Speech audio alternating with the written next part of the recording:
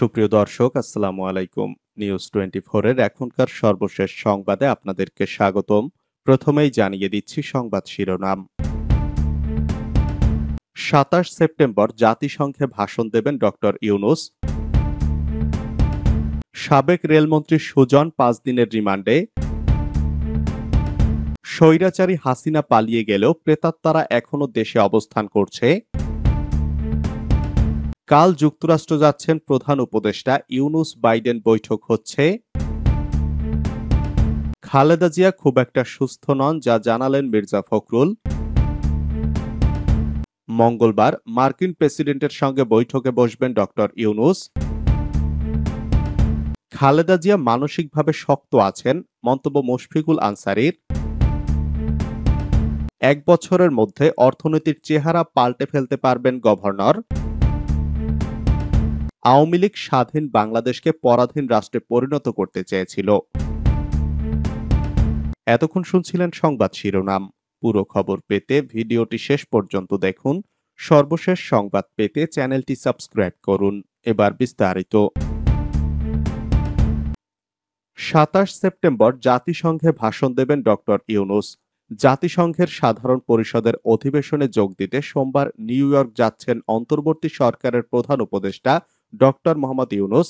তিনি ২৭ সেপ্টেম্বর সাধারণ পরিষদের ৭৯তম অধিবেশনে ভাষণ দেবেন।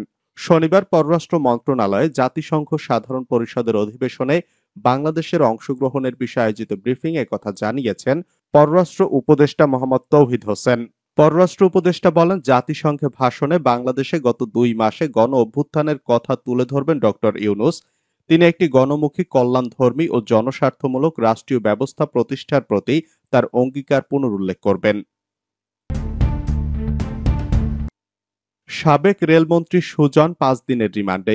যাত্রাবাড়ী থানাধীন এলাকায় গুলি করে রফিকুল ইসলাম নামে এক যুবককে হত্যার অভিযোগে করা মামলায় সাবেক রেলমন্ত্রী নুরুল ইসলাম সুজনের ৫ দিনের রিমান্ড মঞ্জুর করেছেন আদালত।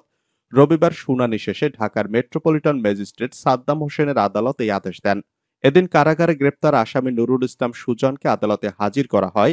এরপর মামলার তদন্তকারী কর্মকর্তা তার ১০ দিনের রিমান্ড চেয়ে আবেদন করেন। এ সময় আসামিপক্ষ রিমান্ড বাতিল ও জামিন চেয়ে শুনানি করেন। উভয় পক্ষের শুনানি শেষে আদালত জামিনের আবেদন নামঞ্জুর করে এই রিমান্ডের আদেশ দেন। স্বৈরাচারী হাসিনা পালিয়ে গেলেও প্রেতাত্মারা এখনো দেশে অবস্থান করছে। বিএনপির ভারপ্রাপ্ত চেয়ারম্যান তারেক রহমান বলেছেন, ৫ই আগস্ট ছাত্র জনতা যে বিপ্লব ঘটিয়েছেন তা অবিস্মরণীয়।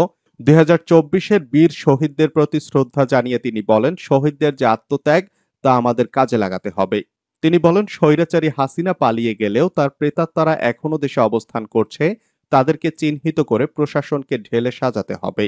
শনিবার বিকেলে এনায়েতপুর, বেলকুচি ও চৌহালী উপজেলা বিএনপির উদ্যোগে এনায়েতপুর হাই স্কুল মাঠে আয়োজিত এক স্মরণ সভায় প্রধান অতিথির বক্তব্যে তিনি এসব কথা বলেন। শেখ হাসিনা সরকারের বিরুদ্ধে ছাত্র জনতার আন্দোলনে নিহতদের স্মরণে এ স্মরণ সভা অনুষ্ঠিত হয়। তারেক রহমান বলেন, ২৪-এর গণবিপ্লব ছিল ভোটের অধিকার ফিরিয়ে আনার যুদ্ধ। আমরা দেশকে আজ স্বৈরাচার মুক্ত করতে পেরেছি, আমাদের লক্ষ্যের অল্প অর্জন করতে পেরেছি, আমাদের আরো অনেক পথ বাকি আছে। এই পথ সঠিকভাবে পাড়ি দিতে হবে, এতে দেশের মানুষের ভোটের অধিকার প্রতিষ্ঠা করতে হবে। কাল যুক্তরাষ্ট্র যাচ্ছেন প্রধান উপদেষ্টা ইউনূস বাইডেন বৈঠক হচ্ছে।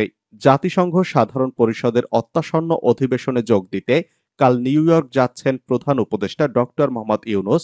৫ই আগস্ট ছাত্র জনতার রক্তাক্ত অভ্যুত্থানের মধ্য দিয়ে শেখ হাসিনার স্বৈর শাসনের পতন ও পলায়নের পর গঠিত অন্তর্বর্তী সরকারের প্রধান হিসাবে নোবেল বিজয়ী অর্থনীতিবিদ ডক্টর মোহাম্মদ ইউনূসের এটাই প্রথম বিদেশ সফর।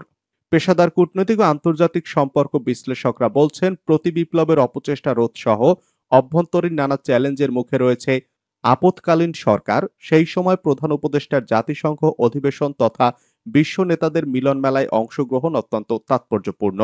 যদিও দফায় দফায় শিডিউল পরিবর্তন করার কারণে সফরটি হচ্ছে কিনা তা নিয়ে এক ধরনের অনিশ্চয়তা ছিল, কিন্তু না, দায়িত্বশীল কূটনৈতিক সূত্র মানবজমিনকে এটা নিশ্চিত করেছে যে একটি ছোট্ট ডেলিগেশন নিয়ে প্রধান উপদেষ্টা ২৩শে সেপ্টেম্বর রাতে নিউ ইয়র্ক পৌঁছাচ্ছেন।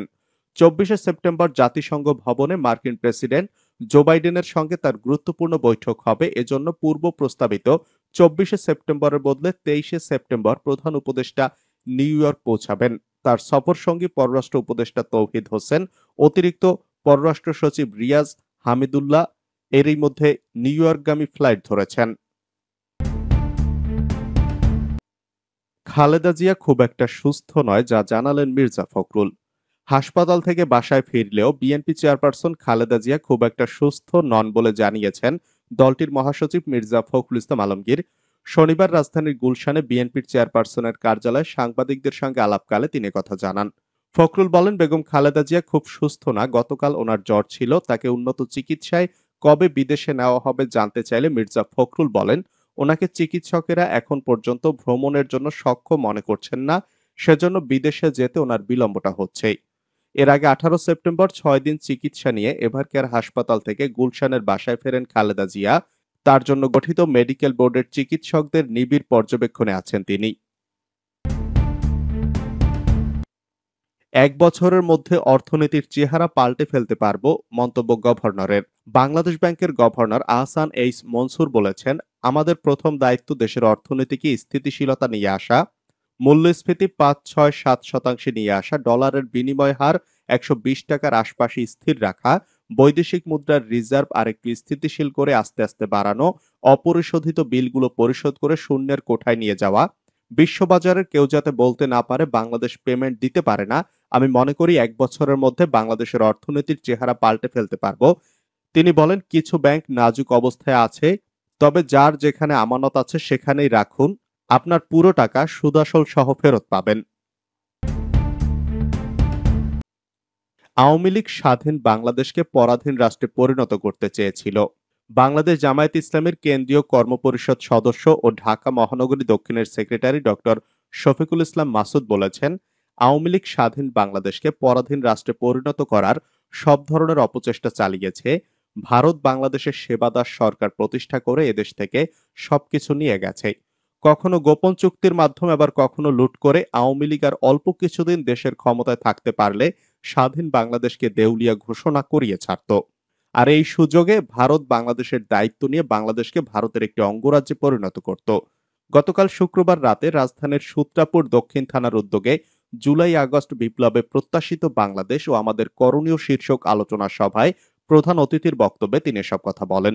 শফিকুল ইসলাম মাসুদ বলেন, আওয়ামী লীগ কেবল মন্দির গির্জা ভাঙে না, মুসলমানের মসজিদও ভাঙে। মসজিদের ভেতরেও আওয়ামী লীগের হাতে মানুষ নিরাপদ নয়। আওয়ামী লীগের পাঁচাটা দালাল রুহুল আমিনকে শেখ হাসিনা বাইতুল মোকাররমের খতিব নিয়োগ দিয়েছিলেন, কিন্তু শেখ হাসিনা পালিয়ে যাওয়ার সঙ্গে সঙ্গে রুহুল আমিনও পালিয়ে গিয়ে গোপালগঞ্জে ঢুকে পড়ে এবং মসজিদে আর ইমামতি করতে আসেনি। পরবর্তীতে তাকে ইসলামিক ফাউন্ডেশন থেকে কারণ দর্শানোর নোটিশ দেওয়া হলেও সে জবাব দেয়নি। এতে ইসলামিক ফাউন্ডেশন নতুন খতিব নিয়োগ করে। তিনি আরো বলেন, নতুন খতিব নিয়োগের সঙ্গে সঙ্গে পূর্বের খতিব অব্যাহতি পেয়ে যান, কিন্তু আওয়ামী লীগের ওই দালাল রুহুল আমিন শুক্রবার গোপালগঞ্জের একদল সন্ত্রাসী নিয়ে এসে বাইতুল মোকাররমে মিম্বার দখল নিয়ে নিজেকে এখনো বাইতুল মোকাররমের খতিব দাবি করেন। উপস্থিত মুসল্লিরা প্রতিবাদ করলে তার নির্দেশে সহযোগী সন্ত্রাসীরা মসজিদের ভেতরেই মুসল্লিদের রক্তাক্ত করে। তিনি ঘটনার তীব্র নিন্দা ও প্রতিবাদ জানিয়ে অনতিবিলম্বে কথিত ইমাম রুহুল আমিনকে ও তার সহযোগী সন্ত্রাসীদেরকে আটক করে আইনের আওতায় আনার দাবি জানান।